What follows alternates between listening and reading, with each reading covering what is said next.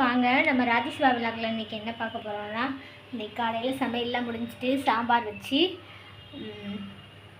கோவக்காய் பொரியல், பாவக்காய் பொரியல், உருளைக்கிழங்கு கேரட்டும் சேர்த்தாக்கில் பொரியல் பண்ணி முடிச்சாச்சு. என்னால் வீடியோ எடுக்க முடியல. இங்கே பாருங்கள், நான் தண்ணி வச்சுருக்க இடம்லாம் ஃப்ரீயாக கிடக்கா. தண்ணி இன்றைக்கி 8 மணிக்கு விட்டாங்க ஸ்கூலுக்கு கிளப்புற டயத்தில். தண்ணியே பிடிக்கவே இல்லை. கரண்ட்டு போச்சு, அப்புறம் வந்துச்சு, அப்புறம் ஸ்டார்டிங்கில் தண்ணி வரலை, கடைசியில் தண்ணியே பிடிக்கல. பாருங்கள், எப்போயுமே இந்த இடம் வந்து நான் மேலே தண்ணி வச்சுக்கிறேன் டக்கு டக்குன்னு தூக்கி வைக்கிறதுக்கு. இன்றைக்கி இல்லை, குடிக்கவே பிடிக்கல. இது மேலே மட்டும் சென்டெக்ஸில் மட்டும் ஏற்றி விட்ருக்கு. சரி, கீழே 2 குடம் இருக்குது, அதை எடுத்து மேலே ஊற்றி பானையை விளக்கிட்டு ஊற்றி வச்சுக்க வேண்டியதான். இப்போ இது வந்து எனக்கு வெந்நி தான் போட்டிருக்கேன், வெயில் போக முந்தி குளித்தோம் அப்படின்ட்டு. கம்மியாக தான் வச்சுருக்கேன், கொஞ்சோண்டு போதும். லைட்டாக இதாக இருக்கும். இந்த 2 நாளாக வந்து மழையும் இல்லை வெயிலும் இல்லை, ஒரு மாதிரி குளிர்ந்தாக்கிலே இருக்குது.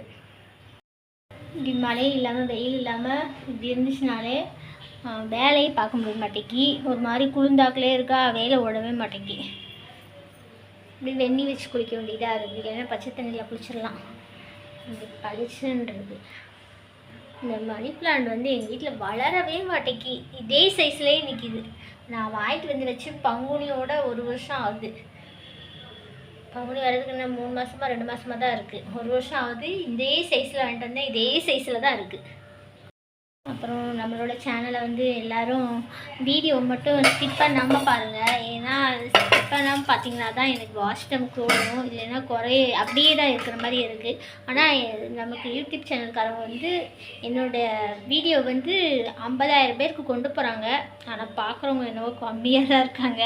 சரி, லெவலுக்கு ஓரளவுக்கு பார்க்காங்கன்னு எனக்கு சந்தோஷமாக இருக்குது. மேலும் மேலும் வளருவேன்னு நினைக்கிறேன். எல்லாம் கடவுளோட ஆசீர்வாதம் தான். இப்போ வெந்நி சூடாயிடுச்சு. நைட்டு சாப்பாடு அன்றைக்கி நான் உங்களுக்கு வீடியோவில் போடுறேன்.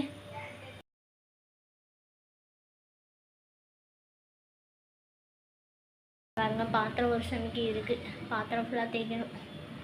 தேய்ச்சாதான் குளிச்சுட்டு வந்துட்டு தான் தேய்க்கணும், இல்லைன்னா அப்புறம் குளிர ஆரம்பிச்சோம். இன்றைக்கி நைட்டு சாப்பாடு வந்து சப்பாத்தி தான். சப்பாத்தி, எல்லா வெஜிடபிள்ஸும் போட்டு குருமா. அப்புறம் சப்பாத்தியெல்லாம் சுட்டு பாக்ஸுங்களில் அடுக்கியாச்சு. அப்புறம் இன்னொரு பாக்ஸ்லையும் அடிச்சு வச்சுருக்கேன். எல்லாத்துலேயும் சப்பாத்தி போட்டு வச்சாச்சு. குருமா மட்டும் கொஞ்சம் ஆறட்டும்னு வச்சுருக்கேன். ஆஃப் பண்ணியாச்சு.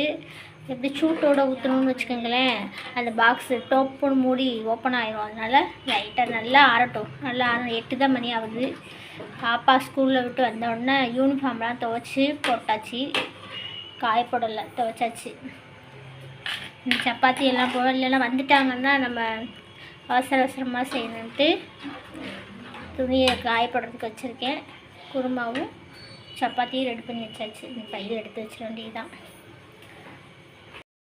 சரிங்க, இன்றைக்கி அவ்வளோதான் என்னுடைய வீடியோ. நிறைய வீடியோ போட முடியல, சமைக்கிற வீடியோலாம்.